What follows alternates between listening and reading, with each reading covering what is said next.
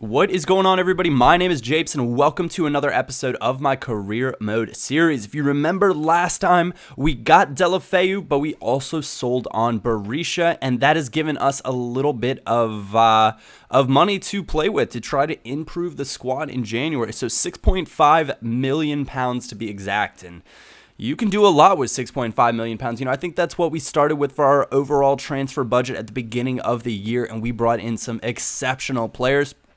Basically, I went through and I just inquired about a lot of players that I thought might be interesting to add to the squad, to get into the club, that might develop into future stars for us right there. One of them, Victor Fisher. You saw him on the screen right there. Ajax told me I only needed 900,000 pounds for him, and I thought generally if they put that in, I can probably get him a little bit lower. But we're just looking through, and Fulham didn't like the counter offer that I put up for Matt Phillips, but that's okay.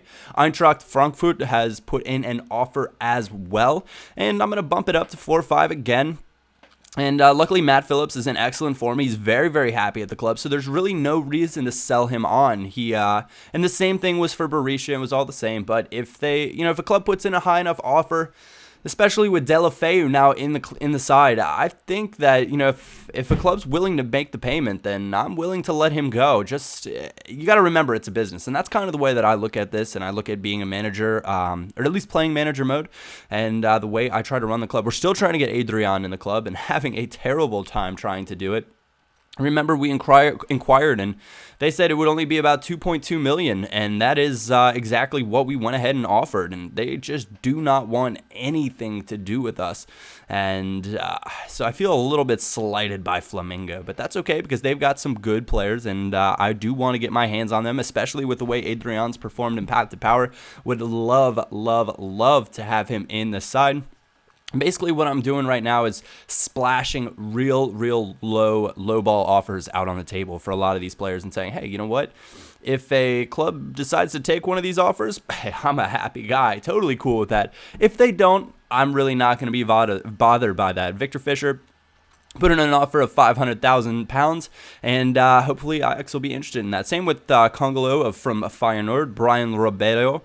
And I don't actually think we could decide to go for him. And Tim Horno, he was a keeper, 68 overall, and that's because Matt Jilks is kind of being a frustrating guy. He wants a new contract, but as I mentioned before, a little bit reluctant to give it to him. He's not getting any younger, and I don't know how much better he's going to be. We're going to need a better keeper next year if we can hold our position in the table and make our way into the Premier League.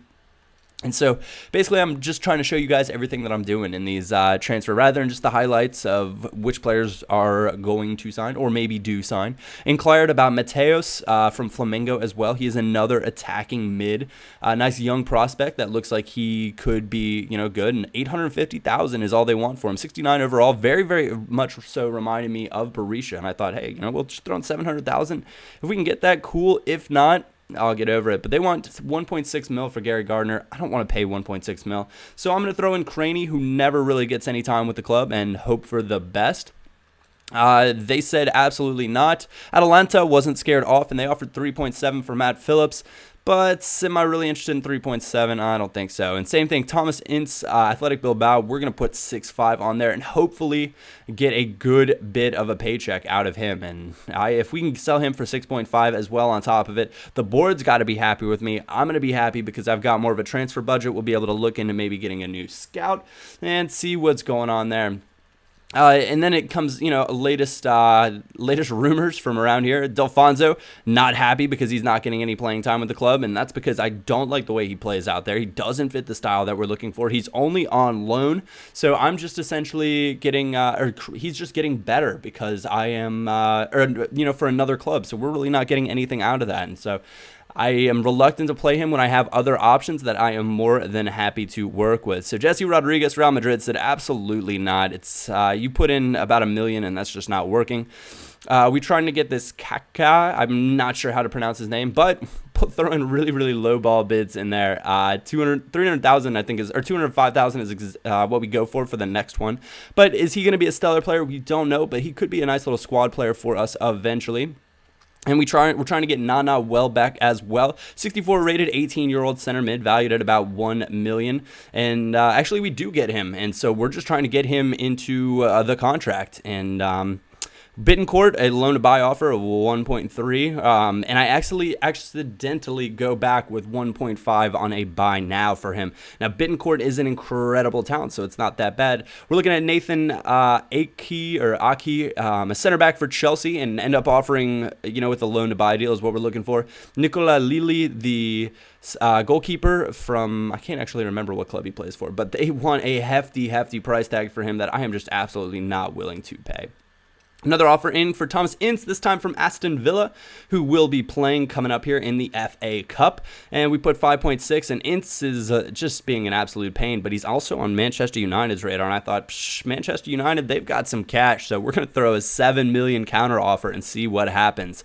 But apparently Bayern is targeting Falcao and Benzema to bolster their attack, and I'm assuming that means that Mario Gomez has moved on. I think we actually played Mario Gomez with Chelsea earlier in the year. Thomas Callis, they said absolutely not. We do want him in the side.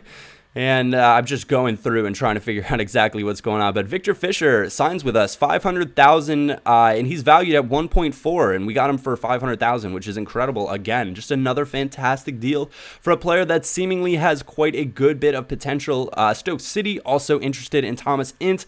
We're trying to get about 6 mil, 6.5 for him, as he wants to leave anyway, or he's gonna tell us that he wants to leave anyway. But Thomas Callis, we want to make him one of our newest signings. He looks like he's got the potential to get up into that 80 range when he does play in the BPL. Would absolutely love to have Moritz Leitner in the side, but he's going to be a pretty darn difficult signing. Dortmund does not seem to want to let him go, as he is playing for them, playing in the first team this year. Or I guess he's a squad rotational player is what it's saying. However, they seem to be he seems to be quite an important player. But we're heading on into our match against Aston Villa in the Cup, and only one Aiden White is the only one that's a little bit low on fitness, so that gives us quite a few options. Because Ince is being an absolute mess with us and doesn't want to be part of the club, I'm going to play Deulofeu, and Ince can go do one per se. But this was a very tough match. 39th minute, that was the only pre-halftime chance that either team had. Very much of a stalemate.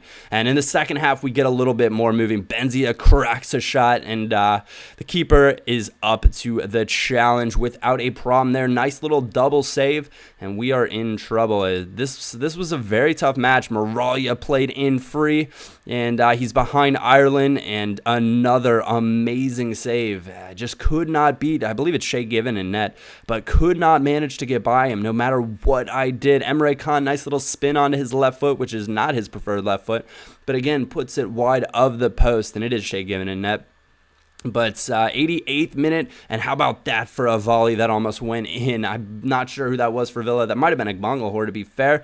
But full time, we are at 0-0, and that means that we are going on into extra time. Also, apologize if I sound a little bit different. I just had my footy match for the day, and I've got a bit of a cold after having a little bit too much fun over the weekend. But Andreas Weimann, Aston Villa's Austrian attacker, how about that for a strike, and a 1-2 passing sequence from Aston Villa was just too much for me. Grandin, though, has a chance to be a hero and puts it wide of the net.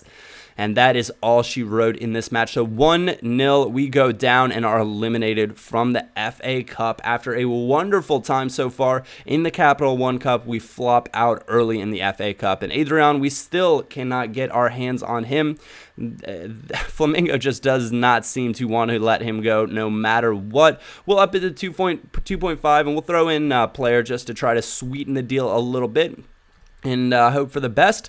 But they're all off on Matt Phillips and Mateos. We can put in another bid on him right there. We put in $700,000 to begin with, and we're going to up that to $800,000 and hope for the best. But we're informed that the deal looks like it could happen, so hopefully there is that. And Inter is after Luis Suarez. But there's Thomas Ince. Spent a lot of time considering my future, and although the timing is bad, I know that I need a change of scenery, and he wants a move. So that is where we will leave it with that. We've got to get rid of him, and that means that we'll have a little bit more money to play with. Thank you guys for watching. If you did enjoy, like or thumbs up is always greatly appreciated. Other than that, my name is Japes, and I will catch you all next time.